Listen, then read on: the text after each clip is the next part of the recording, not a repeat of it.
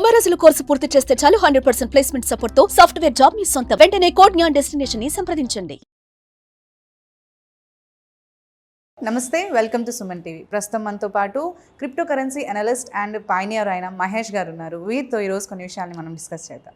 Hello అండి, నమస్తే. నమస్తే మేడం. ఇప్పటి నుంచో వెయిట్ చేస్తున్న పై అయితే మనకి లాంచ్ అయిపోయింది అండ్ బెస్ట్ ప్రైస్ తోటి లాంచ్ అయింది. చెప్పాలంటే $2తో లాంచ్ అయిందని చెప్పారు మీరు. సో చాలా హ్యూజ్ అమౌంట్ తోటి లాంచ్ అయింది. అయితే ఇప్పుడు అందరికీ కూడా ఈ లాంచింగ్ ప్రైస్తో చాలా ఎక్స్పెక్టేషన్స్ ఉండింది, చాలా కన్ఫ్యూజన్ ఉండింది, చాలా డౌట్స్ కూడా ఉండింది. దీంతో పాటు లిస్టింగ్ గురించి చాలామందికి డౌట్ ఉంది. అది ఏంటి అంటే అది ఎక్కడెక్కడ లిస్ట్ అవుతుంది, అసలు యాక్చువల్లీ ఏ ఎక్స్చేంజ్లో మనకి చేసుకోవచ్చు, అండ్ అంతేకాకుండా మనకి 27th కూడా ఏదో బినాన్స్లోనో ఎందులో మనకి అది లిస్ట్ అవుతుంది అని చెప్తున్నారు. సో అది కూడా నిజమేనా? ఎంతవరకు ఈ లిస్టింగ్ అనేది మనకి కరెక్ట్ అంటారు?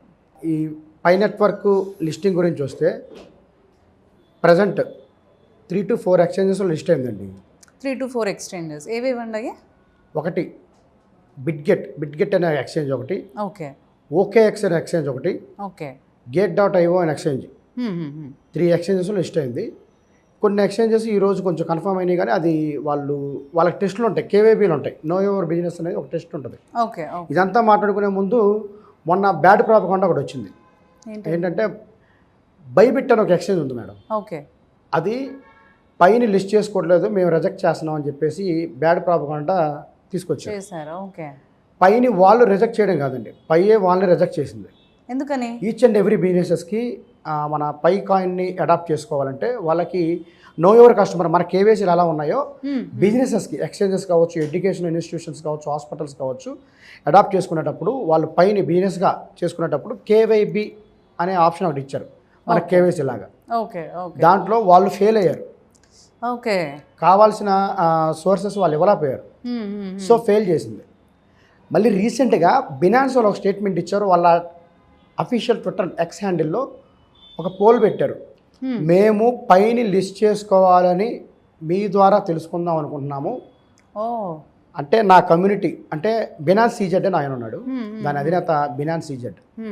ఆయన పైన లిస్ట్ చేద్దాం వద్దా, మీరందరూ నా కమ్యూనిటీ, వాళ్ళ యూజర్స్ ఉంటారుగా, యాప్ వాడేవాళ్ళు, యాప్ యూజ్ చేసుకునే వాళ్ళు, నేను ఒక పోల్ పెడుతున్నాను, ఆ పోల్లో మీరు చెప్పిన దాన్ని బట్టి లిస్ట్ చేస్తాను అని అన్నాడు అతను. నేను ఒకటి చెప్తున్నానండి, అక్కడ కింద ఎవరైతే పైనీర్స్ కామెంట్స్ చేస్తారు కదా, వాళ్ళు ఏకిపారేశారు అతన్ని. నువ్వు లిస్ట్ చేసుకునేదంటే మేమే మీకు టెస్టులు పెడతాం, KYB పాస్ అవ్వాలి. ఓకే, ఈచ్ అండ్ ఎవ్రీ ఎక్స్చేంజ్లో ఏదన్నా కాయిన్ కానీ టోకెన్ కానీ లిస్ట్ అయ్యేటప్పుడు ఖచ్చితంగా $1, $0.1, $0.5 ఎక్స్చేంజ్కి పే చేయాలి. ఓకే, కానీ మన పైలో ఏంటంటే పై నెట్వర్క్లో వాళ్ళు KYC పాస్ అవ్వాలి. ఓకే, ఎవరు పాస్ అవ్వాలి? ఎవరైతే ఎక్స్చేంజెస్ ఉన్నాయో వాళ్ళు పాస్ అవ్వాలి. మనం కట్టడం కాదు డబ్బులు వాళ్ళకి. అదే పై నెట్వర్క్ అనేది థర్డ్ పార్టీ పర్సన్స్తో టైప్ అయింది, వాళ్ళకి బినాన్స్ వాళ్ళు పే చేయాలి.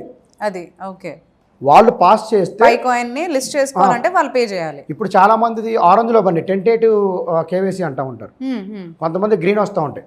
టెంటేటివ్ KYC ఏంటంటే ఎడిషనల్ చెకింగ్స్ ఉంటాయి, లైవ్నెస్ చెక్లు అయినా ఉంటాయి. అలా బినాన్స్ వాళ్ళు కూడా టెంటేటివ్లో పడ్డారు.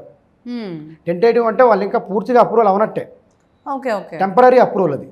ఓకే, ఇక్కడ ఏంటంటే సార్ది నికోలస్ గారిది విజన్ పెద్దది, వాళ్ళు మనకు టెస్టులు పెట్టడం, పోల్లు పెట్టడం కానీ మనమే వాళ్ళ టెస్టులు పెట్టాలి. ఈ మంత్ 27న బినాన్స్లో లిస్టింగ్ అవుతుందని బోగట్టా. అది నిజమేనండి? బినాన్స్లో అవుతుందా 27? నంబర్ 1 ఎక్స్చేంజెస్ ఉన్నాయి madam, Binance, Coinbase, Robinhood అలాంటి పెద్ద ఎక్స్చేంజ్లు లిస్ట్ అవుతున్నాయండి. ఎవరు వచ్చినా సరే వాళ్ళకి KYB అనేది పక్కా వాళ్ళు చేసుకోవాలి, వాళ్ళు పాస్ అయితేనే లిస్ట్ అవుతుంది. పై నెట్వర్క్ అనేది గూడ్స్ అండ్ సర్వీసెస్, యూటిలిటీస్ కోసం వచ్చిందండి, not for exchanges. Pi network అనేది పెద్ద ఎకోసిస్టమ్. మనం ఒక వాల్మార్ట్కి వెళ్తాం, అమెరికాలో వాల్మార్ట్లు ఉంటాయి, ఇక్కడ మనకి డీమార్ట్లు, సూపర్ మార్కెట్లు ఉంటాయి. అక్కడికి వెళ్తే ప్రతిదీ దొరికింది మనకి. అలాగే మన ఎకోసిస్టంలో కూడా ప్రతిదీ యాప్స్ ద్వారా, ఆన్లైన్ ఎకోసిస్టమ్ ద్వారా ఇవ్వాలనుకుంటున్నారు. ఎక్స్చేంజ్లో లిస్ట్ చేయడానికి కాదు, పై లేని వాళ్ళు అక్కడ కొనుక్కోవడానికి మాత్రమే. ట్రెడిషనల్ క్రిప్టో కరెన్సీస్ ఏవైతే ఉన్నాయో వాటితో కంపేర్ చేయొద్దు దయచేసి. పై నెట్వర్క్ అంటే just not a crypto currency, it's a global payment method. మనం ఎప్పటి నుంచి చెప్తున్నాం, పేమెంట్ మెథడ్ ఇది, not for trading, that's all. Okay, మరి ఎక్స్చేంజ్లో వస్తుంది కదా, ట్రేడింగ్ కాదంటున్నారు ఆయన, ఎక్స్చేంజ్లో లిస్ట్ చేసుకుంటున్నారు కదా. ఇప్పుడు మీరు చెప్పింది OKX ఓకే అందులో ఎంత ప్రైస్కి లిస్ట్ అవుతుందండి? సిఎంసి అని ఒకటి ఉంది కదా, కాయిన్ మార్కెట్ క్యాప్ అని ఒకటి ఉంటుంది. దాంట్లో క్రిప్టో కరెన్సీస్ ప్రైసెస్ మొత్తం మనం ఆ ప్లాట్ఫామ్ లో చూసుకోవచ్చు. ఒక 1-2 వేరియేషన్స్గా అంతే ఉంటుంది అనుకుంటా అన్నిట్లో కదా. ఇప్పుడు బినాన్స్లో ఎంతకి లాంచ్ అవుతుందని ఎక్స్పెక్టేషన్స్ ఉన్నాయి? It's depends upon users madam. Okay okay. User base ఎక్కువ మంది పర్చేజ్ చేస్తా ఉన్నట్టే ఇప్పుడు చాలామంది కూడా తక్కువ ఎక్స్చేంజ్లో లిస్ట్ అయిందండి. ఎక్స్చేంజెస్ పెరిగే కొద్దీ బయ్యర్స్ పెరుగుతూ ఉంటారు. ఓకే అవును. ఈరోజు OKX, నిన్న బైబిట్, అలాగే Get.io, రేపు బినాన్స్ 27న అప్పుడు కొత్త బయ్యర్స్ వస్తారు. బినాన్స్ మామూలుగా ఈ యూజర్ బేస్ ఎక్కువ ఉంది. అవును అవును. సో అక్కడ కొనుక్కోవడానికి రెడీగా ఉన్నారు, చాలామంది దాంట్లో అమ్మడానికి కూడా రెడీగా ఉన్నారు. అవును అవును. ఎప్పటి నుంచో పైనీర్స్ డ్రీమ్ అది. 6 సంవత్సరాల నుంచి పైనీర్స్ మైనింగ్ చేస్తున్నారు 2019 నుంచి. 22 సంవత్సరాల నుంచి క్రియేట్ చేశారు అది. ఎక్స్చేంజెస్ అసలు దృష్టిలో పెట్టుకోకూడదు, మనం దృష్టిలో అసలు వద్దు. ఎకోసిస్టమ్ చూడండి స్టార్ట్ అయిన తర్వాత ఎలా ఉండదో, మొత్తం వరల్డ్ మొత్తం రోల్అవుట్ అవుతుంది. ఎవరు కూడా డిసప్పాయింట్ పడాల్సిన అవసరం లేదు, అసలు ఎక్స్చేంజ్ గురించి ఆలోచించే అవసరం లేదు. చాలా మంది అదే డిసప్పాయింట్ లో ఉన్నారు. ఏంటి అంటే మైనింగ్ చేసిన వాళ్ళు లిస్ట్ అయిన తర్వాత సమ్ ఎక్స్పెక్టేషన్ ప్రైస్ తో ఉండింది, అది అంటే తక్కువ ఇన్ ద సెన్స్ వాళ్ళ ఎక్స్పెక్టేషన్కి అది తక్కువ అని అనుకున్నారు వాళ్ళు. ఇది ప్రైస్ ఎక్స్పెక్టేషన్ అందరిలోనూ ఎక్కువ ఉండింది. పైగా జీసీవీ వాల్యూ కూడా సమ్ $314 ఎంతో ఇచ్చారు. మీరు కూడా అది దానికి ఎక్కువ ఎంకరేజ్ అనేది సపోర్ట్ చేస్తూ మాట్లాడారు. మరి ఇప్పుడు ఏం చెప్తారు అసలు యాక్చువల్లీ ఈ ప్రైస్ విషయానికి చూస్తున్నట్టు? యాక్చువల్గా అయితే మేడం నా వీడియోస్లో ఏవైతే ఉన్నాయో నేను ఏ రోజు కూడా ప్రైస్ జీసీవీ ప్రైస్ వస్తుంది ఇన్ని డాలర్లు వస్తాయి అని చెప్పలేదు మేడం. మీరు $1 మీద ఉండండి అని చెప్పాను. నేను చెప్పిన దాని మీద $1 ఎక్స్ట్రానే వచ్చింది. ఇప్పుడు ఫ్రీగా ఒక వ్యక్తి ఒక 5 years మైనింగ్ చేశాడు మేడం, అతనికి ఒక 5,000 కాయిన్స్ వచ్చినాయి.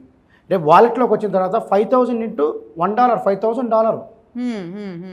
ఒక్కొక్క డాలరు USDTకి స్వాప్ చేసుకుంటే ₹90 వేసుకుందాం యావరేజ్గా. 5,945 $4,50,000 వస్తున్నాయి మేడం. 4,50,000 వస్తున్నాయి. అతనికి ఎక్కడి నుంచి ఏం చేస్తే వస్తున్నాయి? ఫ్రీ మైనింగ్ చేస్తే వస్తున్నాయి. అతను ఆ చెట్లు కొట్టలేదు, లేకపోతే ₹1 కూడా పెట్టలేదు కదా. అంతేగా మేడం.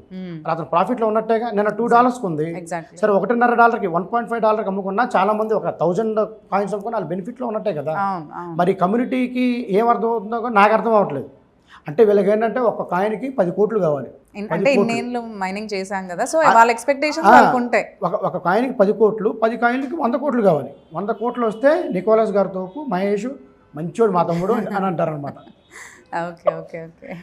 $1 ఇస్తే ఎందుకు మీరు ఆవిడ పెట్టుబడి పెట్టారా? పెట్టలేదు కదా. Keep mining, we have to move. ఇప్పుడు ఎలా అయితే just starting, ecosystem is loading, something is cooking, please wait. Okay okay అండి. Thank you. Thanks for the information.